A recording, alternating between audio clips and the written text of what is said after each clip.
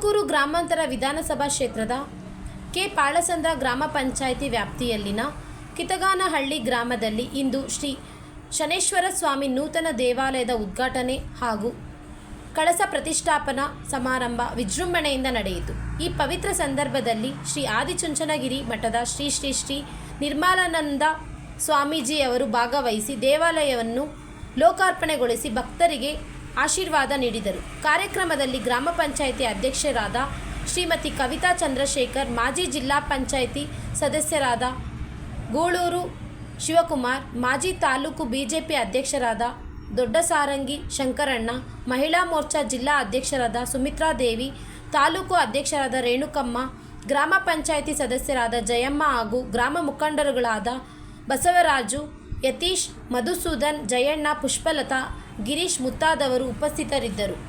Bureau report, ರಾಷ್ಟ್ರಧ್ವನಿ news Kannada. G. Ashwath, Tumakuru.